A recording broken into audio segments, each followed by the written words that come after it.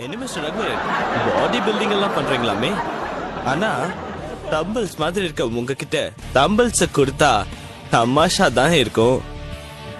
Mister Raghuvaran, first நீங்க ஜிம்முக்கு போய் எட்டி பாருங்க.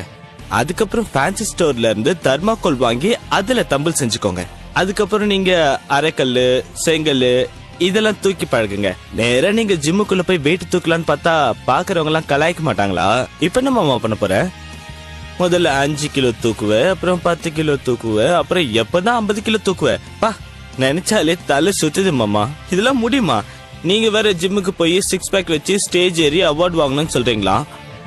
ஒரு 30 வருஷம் ஆயிட்டது ஜீவன். ஆமா சார். உன் பாடி கண்டிஷனுக்கு 30 வருஷம் கழிச்சு நீ கல்யாணம் பண்ணா எதுனா பண்ண முடியுமா? என்ன ஜீவன்? கஷ்டம் தான் சார். ஜிம்முக்கு போய் ஒர்க் அவுட் பண்ணா வேர்க்கும்னு எனக்கு தெரியாதா? அப்ப ஏன் நாங்க ஜிம் ஃபீஸ் கட்டு சும்மா இருக்கோம்? வந்துட்டான் சாதா பீடி. 10 மாசமா பல்கா ஜிம் ஃபீஸ் கட்டுறவங்கடா நாங்க. உன்ன மாதிரி பென்சில் பாடி எல்லாம் அவ்வளவு சீக்கிரம் டெவலப் பண்ண விட்டுருவோமா? உங்க பாடிக்கு ஏத்தது பண்ணுங்கடா. கண்ணாடியை பார்க்காம ஃபீஸ் கட்டிட்டேன்னு சொல்லிட்டு அப்படியே ஓடிடு. நான் உனக்கு ஒரு டீ இல்ல ராகி மால்ட்டே வாங்கி தரேன். இல்ல என்னடா பண்ணுவ? ஏன்டா வெள்ள உழுவ?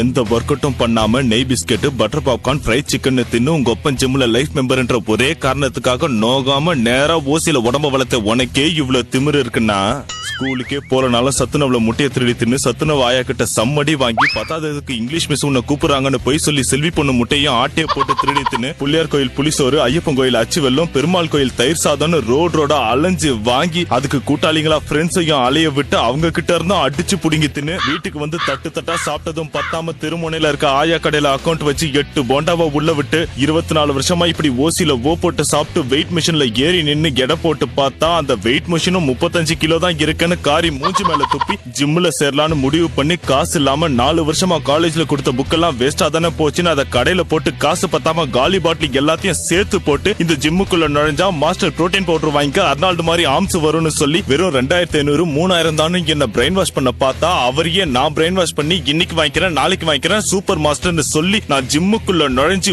முக்கி 45 கிலோவை தூக்கி முடியாம மூட்டு வலி தைலத்தை முதுகு வரைக்கும் தேய்ச்சி கை கால் வலியில ஐயோ அம்மானு கத்தி உருவி விட்டு அதை சமாளிச்சு உன்ன மாதிரி பக்கிக்கும் கவுண்டர் கொடுத்து கான்ட்ரா ஹீரோ மாதிரி நிக்கிற தமிழ்நாட்டு ப்ரூஸ்லி எனக்கு எவ்வளவு திமிரடா இருக்கும்.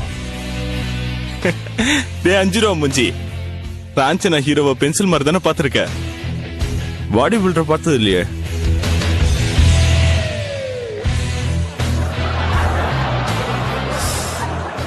இனிமே பாப்ப